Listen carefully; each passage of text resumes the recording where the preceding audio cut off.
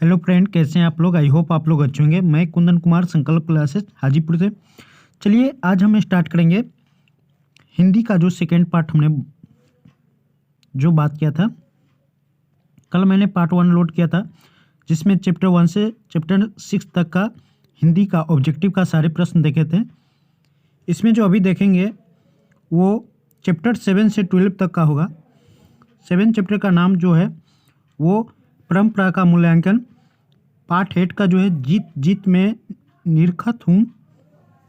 9 का अवयव, 10 में जो है मछली है, और 11th में जो है नौबत खाने इबादत, और 12 का जो है शिक्षा और संस्कृति।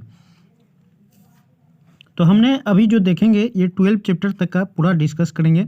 इसमें 200 प्लस ऑब्जेक्टिव है और ये क्वेश्चन जो है काफ़ी अच्छे अच्छे प्रश्न हैं। यही ऑब्जेक्टिव बार बार एग्जाम में पूछा जाता है। तो आप इस वीडियो को 2-3 बार देखिएगा तो आपको पूरा कंठस्थ याद हो जाएगा। बिना देरी किए हुए क्वेश्चन को स्टार्ट करेंगे। अगर अभी तक आप चैनल सब्सक्राइब नहीं किए हैं तो हमारे चैनल को सब्सक्राइब कर लीजिएगा, संकल्प क्लासेस हाजीपुर, और बेल आइकन प्रेस कर लीजिएगा ताकि जब भी अपलोड वीडियो करे तो आप तक नोटिफिकेशन पहुंच सके। ठीक है, बिना देरी किए हुए स्टार्ट करते हैं। आज का जो फर्स्ट चैप्टर का नाम है परंपरा का मूल्यांकन, इसका हम लोग ऑब्जेक्टिव देखेंगे।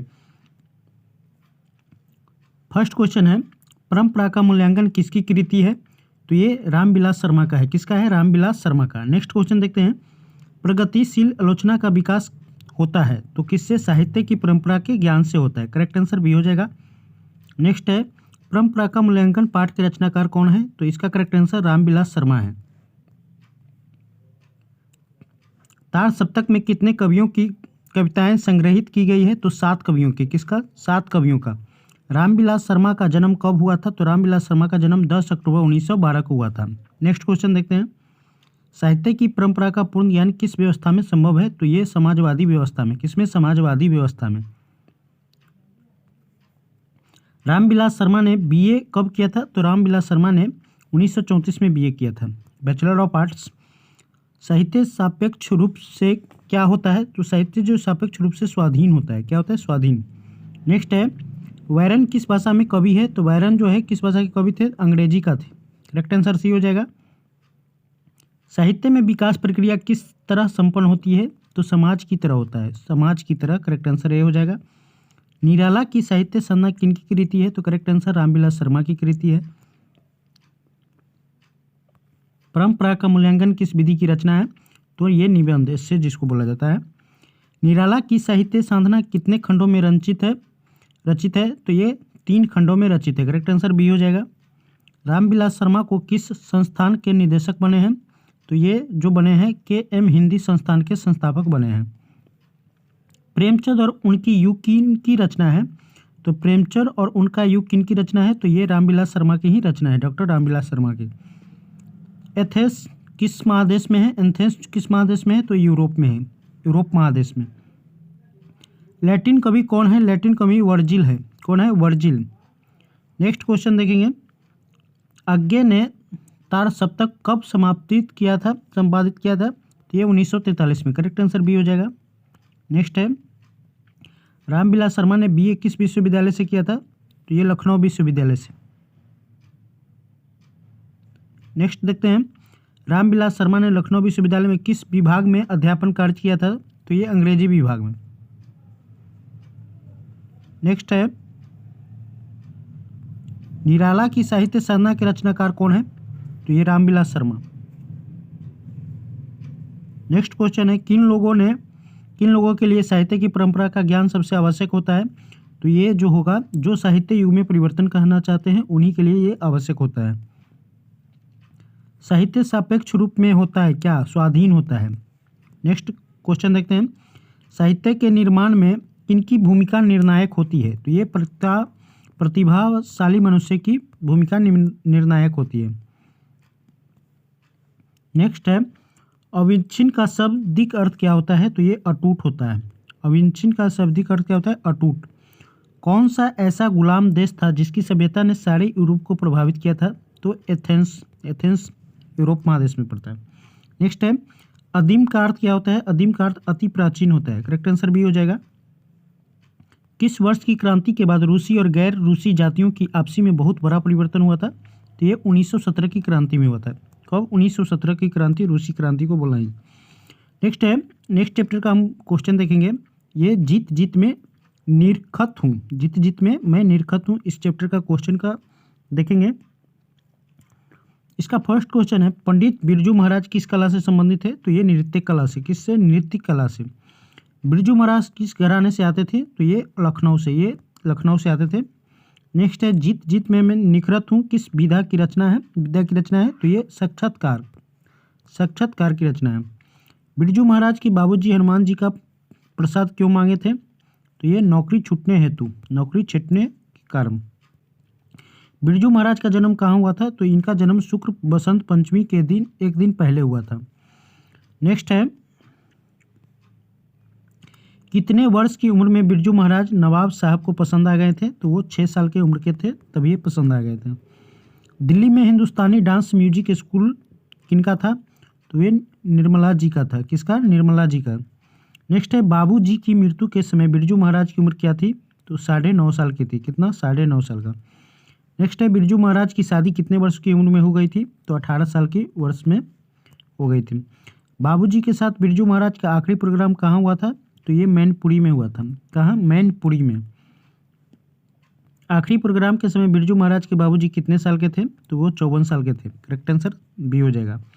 बिरजू महाराज किसके पर्यवाची बन गए? तो वे कथक का पर्यवाची बन गए थे। किसका? कथक का।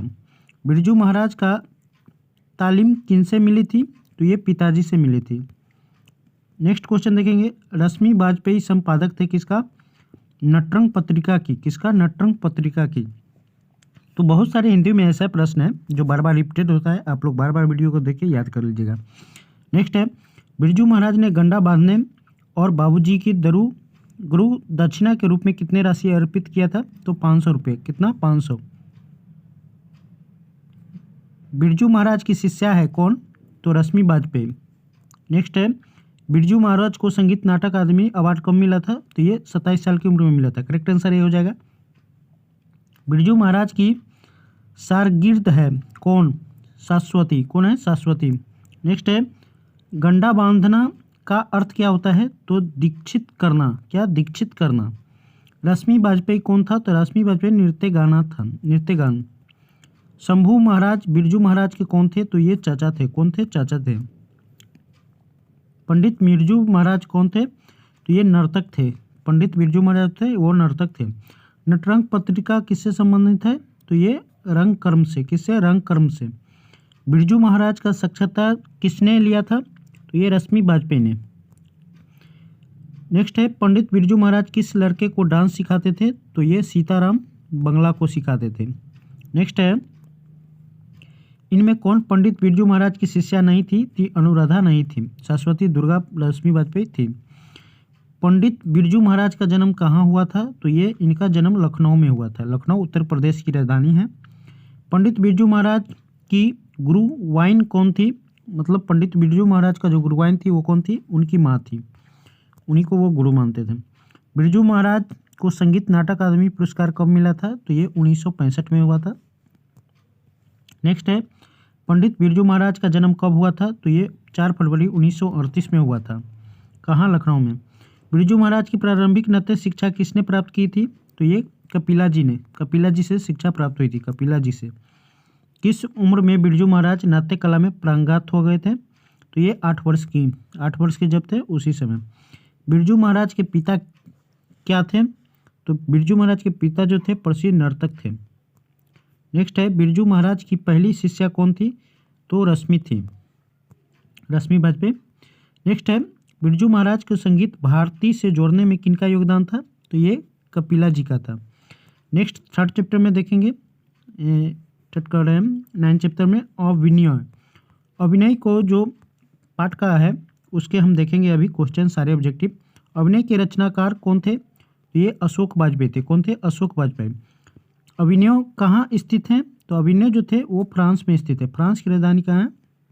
पेरिस। अशोक वाजपेयी के पिता का नाम क्या था? तो अशोक वाजपेयी का पिता का जो नाम है वो परमानंद वाजपेयी था। परमानंद वाजपेयी। अशोक वाजपेयी का जन्म कब हुआ था? तो इनका जन्म जो हुआ था 16 जनवरी 1941 में हुआ था। नेक्स्ट है, अशोक वाजपेयी का मूल निवास कहाँ है? तो इनका मध्य प्रदेश में है। कहाँ है? मध्य प्रदेश। अशोक वाजपेयी की माता का नाम क्या है? तो इनका निर्मला देवी माता का नाम है।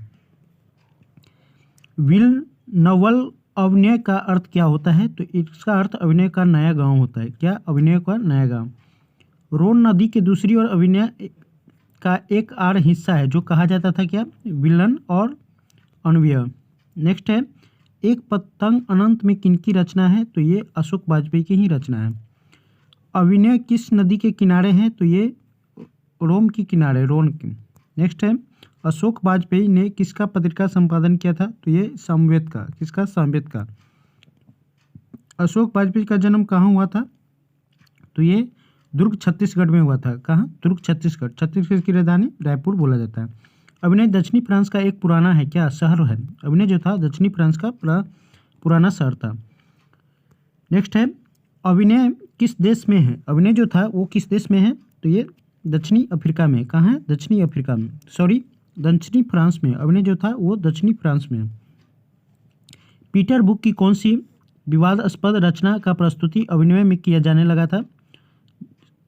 वाला था? तो वो महाभारत में था। किसमें? महाभारत में।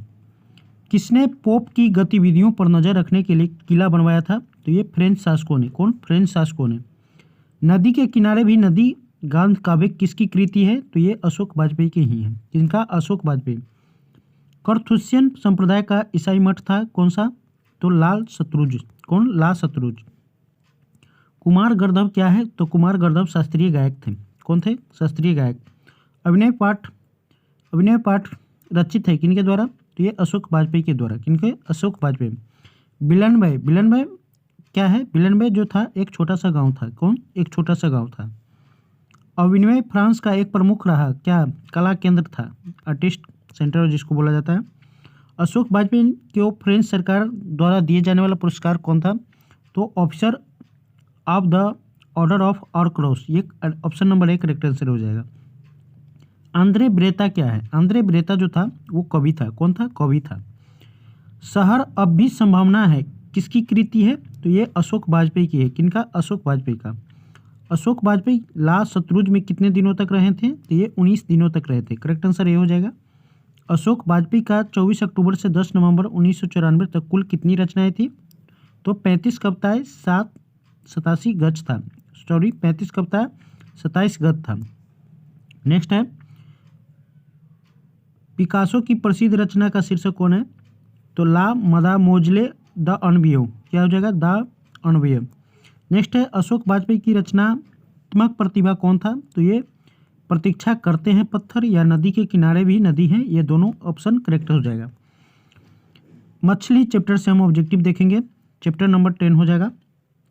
हम देखते हैं, सातु भीगने से बचने के लिए कहाँ खड़ा हो गया था? संतु जो था भीगने से बचने के लिए कहाँ खड़ा हो गया था? तो मकान के नीचे खड़ा हो गया था। करेक्ट आंसर बी हो जाएगा। लगभग जय हिंद शुक्ल जी की रचना क्या था? तो काव्य संग्रह था। करेक्ट आंसर ए हो जाएगा। शुक्ल जी इंदिरा गांधी कृषि विश्वविद्यालय में किस पद पर थे? तो वो एसोसिएटेड प्रोफेसर के रूप में थे। पेड़ पर कमरा किनकी रचना है? तो ये विनोद कुमार शुक्ल की है। किनका? विनोद कुमार शुक्ल। मछली कहानी शुक्ल जी के किस संकलन से ली गई थी? तो ये महाविद्यालय से ली गई थी, यूनिवर्सिटी जिनको बोला जाता है। कथाकार मछली लेकर घर जाने दरमियान क्यों दौड़ रहे थे? तो वो मछली मर जाने के डर से वो दौड़ रहे थे। नेक्स्ट है, कथाकार के झोले में कितनी मछलियां थी? तो ये 3 मछलियां थी। कथाकार के झोले में कितनी मछलियां? 3 मछलियां थी। पिताजी ने बाजार में कितनी मछलियां खरीदी थी? तो वो 3 मछलियां पिताजी ने बाजार में खरीदी थी। विनोद कुमार शुक्ल द्वारा रचित कहानी कौन है? तो ये मछली है। नेक्स्ट क्वेश्चन देखते हैं, विनोद शुक्ल का जन्म जो था किस राज्य में हुआ था? तो ये छत्तीसगढ़। छत्तीसगढ़ की राजधानी रायपुर है। विनोद कुमार शुक्ल का पहला कविता संग्रह लगभग जय हिंद कब प्रकाशित हुआ था? तो 1971 में, 1971 में। मछली से कौन डर रहा था? तो मछली से जो था संतु डर रहा था। कौन? संतु डर रहा था। किस मछली की आंखों में लेखक अपनी छाया देखना चाहता था? तो नीचे दबी हुई मछली की आंखों में। किस मछली की आंखों में झांकने से अपनी परछाई नहीं दिखती है? तो मृत मछली, जो मरा हुआ मछली रहता है उसमें कैसे दिखेगा? मसाला कौन पीस रही थी? तो मसाला जो था लेखक की माँ पीस रही थी, विनोद कुमार शुक्ल। नौकर की कमीज किस विद्या की रचना है? तो नौकर की कमीज उपन्यास है। क्या है? उपन्यास। कथाकार के पिताजी जब मछली खरीद रहे थे तब कितनी मछली मर गई थी? तो एक मछली मर गई थी। लेखक रास्ते में मन ही मन सोच रहे थे। क्या सोच रहे थे? एक मछली पिताजी से मांग लेंगे, यही सोच रहा था। ऑप्शन नंबर ए करेक्ट हो जाएगा। कौन ठंड से काँप रहा था? तो ठंड से जो था संतू काँप रहा था। नेक्स्ट है, किस साधन के ऊपर रखकर मछली काटी जाती थी? तो पाटे के ऊपर। क्या? पाटे के ऊपर रखकर काटी जाती थी। किसे घर में मछली या मांस बनना अच्छा नहीं लगता था? तो माँ को अच्छा नहीं लगता था। नेक्स्ट देखेंगे, मछली शीर्षक कहानीकार विनोद कुमार शुक्ल ने किस कहानी संग्रह से ली गई थी? तो महाविद्यालय। नेक्स्ट देखते हैं, परिवार के नौकर का क्या नाम था? तो परिवार के नौकर का भग्गू नाम था। क्या था? भग्गू। कहानीकार के छोटे भाई का नाम क्या था? तो उसका नाम संतू था। नेक्स्ट है, घर में घुसे तो साले के हाथ पैर तोड़कर बाहर फेंक देना, ऐसा किसने कहा था? तो पिताजी ने कहा था। नेक्स्ट है, संतू मछली लेकर क्यों भागा था? तो कुएं में डालने के लिए संतू मछली लेकर भागा था। भग्गू संतू के पीछे पीछे क्यों भागा? तो ये मछली छीनने के लिए पीछे पीछे उसका भागा था। विनोद कुमार शुक्ल का जन्म कब हुआ था? तो उनका जन्म 1 जनवरी 1937 को हुआ था। मरी हुई मछली की आंखों में नजर आ रही थी। क्या? परछाई नजर आ रही थी। नेक्स्ट है, विनोद कुमार शुक्ल का जन्म कहाँ हुआ था? तो वो राजानंद छत्तीसगढ़ में हुआ था। विनोद कुमार शुक्ल निराला सृजन पीठ के अतिथि साहित्यकार के रूप में कब से कब तक रहे? तो वो 1994 से 1996 तक रहे थे। शुक्ल जी की कहानी संग्रह क्या थी? तो पैर पर कमरा का संग्रह था। विनोद कुमार शुक्ल दयावती मोदी कवि शेखर सम्मान में कब सम्मानित किया गया था? तो 1999 में। मछली काटने का काम किसके द्वारा किया जाता था? तो भंगू के द्वारा किया जाता है। किसको? भंगू के द्वारा। नेक्स्ट चैप्टर देखेंगे, नौबत खाने में इबादत। क्या? नौबत खाने में इबादत। नौबत खाने में इबादत किस विद्या में रचित है? तो ये व्यक्ति चित्र में रची है। किसमें? व्यक्ति चित्र में। बिस्मिल्लाह खां प्रसिद्ध थे किसके लिए? बिस्मिल्लाह खां शहनाई वादक के लिए प्रसिद्ध है। ये शहनाई वादक थे। शहनाई के रीड किस तरह के पौधे से तैयार की जाती है? तो नरकट से। किसके? नरकट से। नेक्स्ट देखते हैं, यतीन्द्र मिश्र का जन्म किस राज्य में हुआ था? तो यतीन्द्र मिश्र का जो जन्म था ये उत्तर प्रदेश में हुआ था। किस में हुआ था? उत्तर प्रदेश में। नेक्स्ट देखते हैं, बालाजी मंदिर काशी में किस घाट पर अवस्थित है? तो ये पंचगंगा घाट पर अवस्थित है। यतीन्द्र मिश्र किस विश्वविद्यालय में एमए किया था? तो ये लखनऊ विश्वविद्यालय में एमए किया था। यतीन्द्र मिश्र किस न्याय का संचालन 1999 ईस्वी में कर रहे थे? तो ये बिमला देवी फाउंडेशन का संचालन कर रहे थे। उस्ताद बिस्मिल्लाह खां के बचपन का नाम क्या था? तो ये कमरुद्दीन था। क्या था? कमरुद्दीन। बिस्मिल्लाह खां को किस चीज़ का बुखार था? तो वो शहनाई बजाने का बुखार था, मतलब लत लग गया था। बिस्मिल्लाह खां का बाल्यकाल में कितने वर्ष डुमराव के बिताकर काशी में रहने के लिए गए थे? तो वे 5 से 6 वर्ष बिता के गए थे। शहनाई को संगीत शास्त्र का अंतर्गत किन वाद्य यंत्रों में गिना जाता था? तो ये सुतीर वाद्य में। किसमें? सुतीर वाद्य में। बिस्मिल्लाह खां के परदादा का नाम क्या था? तो बिस्मिल्लाह खां के परदादा का नाम जो था उस्ताद सलाद हुसैन था। क्या था? उस्ताद सलाद हुसैन। नौबत खाना का अर्थ क्या होता है? नौबत खाना का अर्थ होता है प्रवेश द्वार के ऊपर मंगल ध्वनि बजाने का स्थान। करेक्ट आंसर बी हो जाएगा। बिस्मिल्लाह खां का जन्म कहाँ हुआ था? तो बिस्मिल्लाह खां का जन्म डुमराव के बिहार में हुआ था। कहाँ? डुमराव के बिहार में। मुहर्रम की कौन 30 तारीख बिस्मिल्लाह खां के लिए खास महत्व की होती थी? तो ये आठवीं तारीख जो थी उनके लिए बहुत ही महत्वपूर्ण था। बिस्मिल्लाह खां काशी से बाहर प्रदर्शन करते समय सर्वप्रथम क्या करते थे? तो वो काशी विश्वनाथ एवं बालाजी मंदिर की ओर मुख करके शहनाई बजाते थे। क्या करते थे? शहनाई बजाते थे। बिस्मिल्लाह खां के मामा का नाम क्या था? तो बिस्मिल्लाह खां के मामा का नाम जो था सादिक हुसैन था। रसूलन बाई जो थी वो क्या थी? तो एक गायिका थी। कौन था? गायिका थी। सुलोचन न थी अभिनेत्री नहीं थी। बिस्मिल्लाह खां का निधन कब हुआ था? बिस्मिल्लाह खां का निधन 2006 में 21 अगस्त 2006 को हुआ था। बिस्मिल्लाह खां के पिताजी कहाँ शहनाई बजाते थे? तो वो मंदिर में बजाते थे। करेक्ट आंसर ये हो जाएगा। नेक्स्ट क्वेश्चन देखते हैं, बिस्मिल्लाह खां के खानदान का कोई भी सदस्य दिन शहनाई बजाता था? तो वो मुहर्रम के दिन ही शहनाई बजाता था। नहीं बजाता था मतलब। बिस्मिल्लाह खां को बालाजी मंदिर में शहनाई बजाने पर कितनी मेहनताना मिलती थी? तो वो 8 आना मिलती थी। कितना? 8 आना। पक्का महल क्या है? पक्का महल जो है काशी विश्वनाथ से लगा हुआ इलाका है, उसको पक्का महल बोला जाता है। नेक्स्ट देखते हैं, बिस्मिल्लाह खां और शहनाई के साथ किस मुस्लिम पर्व का नाम जुड़ा है? तो वो मुहर्रम का नाम जुड़ा हुआ है। यतीन्द्र मिश्र किस अर्धवार्षिक पत्रिका संपादन कर रहे हैं? तो वो संहित का, किसका? संहित का। नेक्स्ट है, फूक कर बजाए जाने वाले बादों में शाह की उपाधि किसने दिया था? तो शहनाई को दिया था। नेक्स्ट है, इबादत का अर्थ क्या होता है? इबादत का अर्थ जो होता है वो उपासना होता है। नेक्स्ट देखते हैं अगले चैप्टर, और ये लास्ट चैप्टर होगा 12वां चैप्टर, शिक्षा और संस्कृति। ये काफ़ी इंपॉर्टेंट चैप्टर भी है। गांधी जी को महात्मा की उपाधि किसने दिया था? रविंद्रनाथ ठाकुर ने। रविंद्रनाथ ठाकुर का जन्म बंगाल में हुआ था। नेक्स्ट है, महात्मा गांधी का जन्म स्थान कहाँ है? तो ये पोरबंदर। पोरबंदर कहाँ पड़ता है? गुजरात में। नेक्स्ट है, महात्मा गांधी की रचना कौन सी है? महात्मा गांधी की रचना शिक्षा और संस्कृति है। गांधी जी की पत्नी का नाम क्या था? तो वो कस्तूरबा गांधी थी। गांधी जी की माता का नाम क्या था? तो वो पुतलीबाई थी।